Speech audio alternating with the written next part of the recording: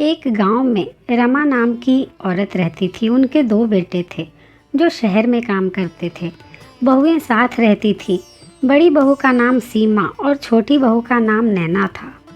रमा जी और सीमा हमेशा नैना को तंग किया करती थी क्योंकि उनके छोटे बेटे ने नैना से शादी अपनी पसंद से की थी और नैना एक साधारण से परिवार से थी।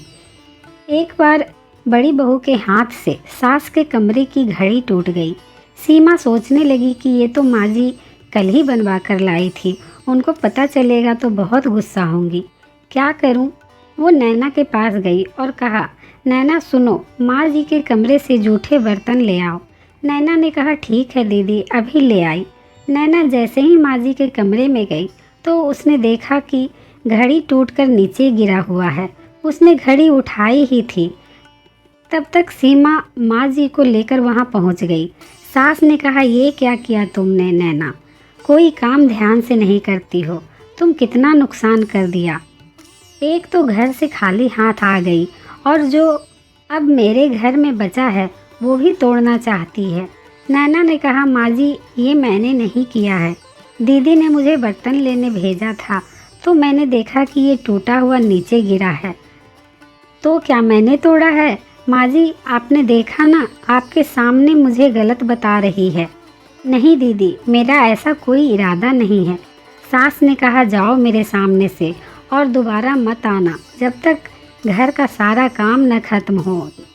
उसके बाद तुम जंगल चली जाना, वहाँ से लकड़ियाँ काट कर ले आना। नैना, ठीक है माँ जी, जाती हूँ। रमा जी सोचती है, भगवान करे वो जंगल से वापस ही ना आए। मैं अपने बेटे की किसी अच्छे घर में शादी कर दूंगी और दहेज में बहुत सारे गहने और रुपए भी ले लूँगी। रमा जी अब बस इस नैना को इस दुनिया से मिटाना होगा। एक बार ये काम हो जाए, मैं पंडितों को जी भर के खाना खिलाऊंगी। सारा काम करने के बाद नैना अपने साथ खाने के लिए 4 रोटी और थोड़ी सब्जी बांधकर जंगल ले गई। नैना जंगल में लकड़ी काटने लगती है। उसने लकड़ी का एक गट्ठा बनाया और छांव में बैठ गई। फिर उसे याद आया, मैं तो खाना ही खाना भूल गई। ऐसा करती हूँ, खा ही लेती हूँ। वैसे भी सुबह से कुछ खाया नहीं, फिर रात का खाना भी तो बनाना पड़ेगा। नैना बैठकर खाना खाने ही वाली होती है कि तभी वहाँ पर एक बकरी उसके सामने आकर बैठ जाती है। वह एक रोटी बकरी को दे देती है। बकरी फिर भी नहीं जाती। इस बार वो एक और रोटी देती है और इस बार बकरी चली जाती है। इसके बाद वह थोड़ा पानी पीती है। तभी जंगल से एक बूढ़ी औरत बहुत सारा सामान लेकर गुजर रही होती है। नैना बोली, आप इस जंगल में?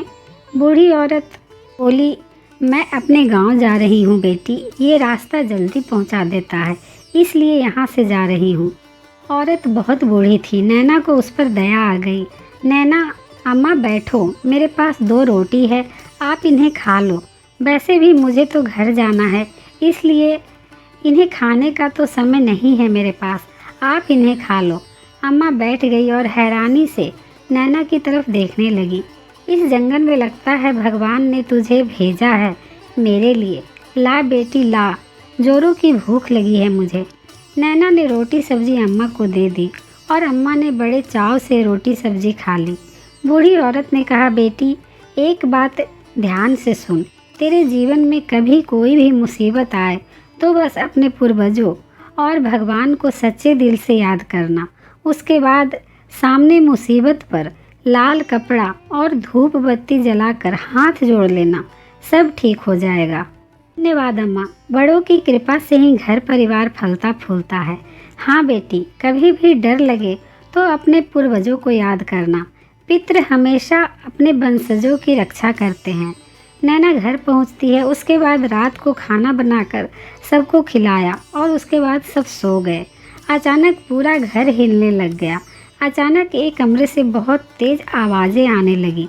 सब लोग डर गए। कुछ देर बाद सब एकदम शांत हो गया। सभी डर जाती हैं और सास खुद न जाकर नैना को ज़बरदस्ती भेजती है। इसके बाद नैना कमरे में देखने चली गई। वहाँ कोई नहीं था। माँ जी, यहाँ कुछ भी नहीं है।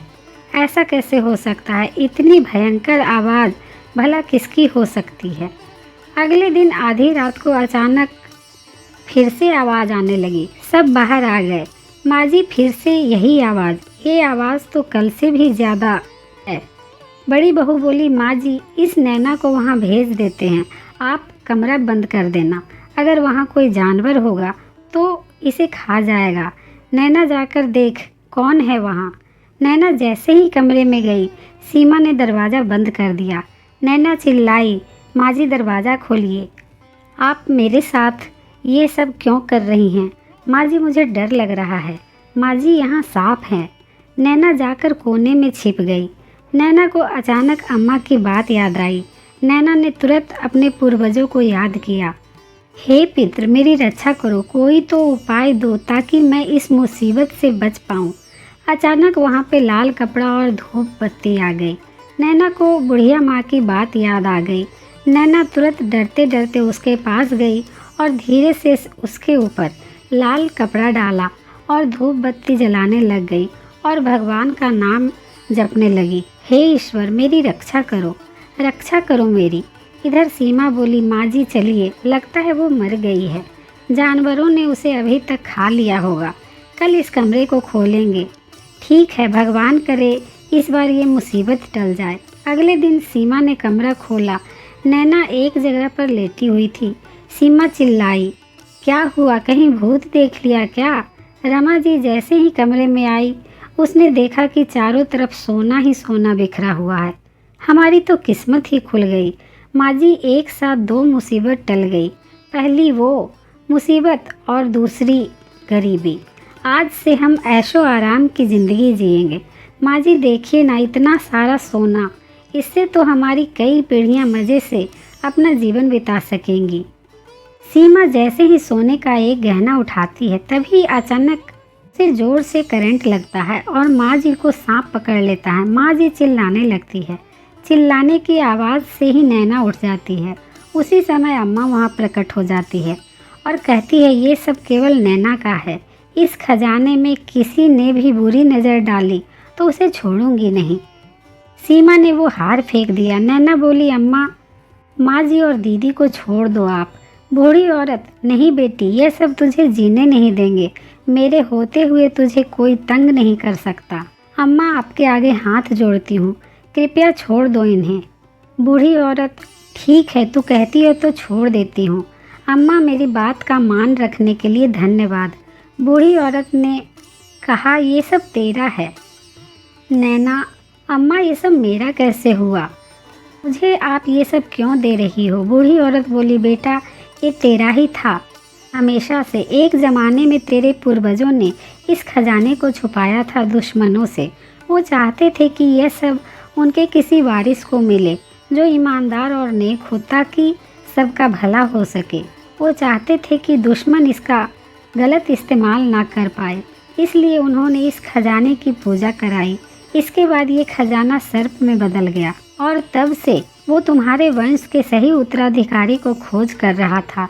तुमने जिस बकरी को रोटी खिलाई वो असल में सर्प था, जो भेष बदलकर तुम्हारे सामने बकरी बनकर आया था, ये जानने के लिए कि तुम वही सही उत्तराधिकारी हो कि नहीं। बेटी, तू बहुत भोली है। सब याद रखना, ये खजाना सिर्फ तुम्हारा है। ये कोई मामूली खजाना नहीं है, मंत्रों द्वारा सिद्ध किया गया खजाना है। याद रखना, इस खजाने की सुरक्षा स्वयं सर्पदेव करते हैं। इसलिए नैना, तुम इसे खो जाने की चिंता मत करना, हमेशा तुम्हारे पास रहेगा। तुम्हारा कल्याण हो। और यह कहकर अम्मा चली गई और तब सास और सीमा उससे अपनी गलती की माफ़ी मांगते हैं और फिर सब मिलकर खुशी खुशी रहने लगते हैं।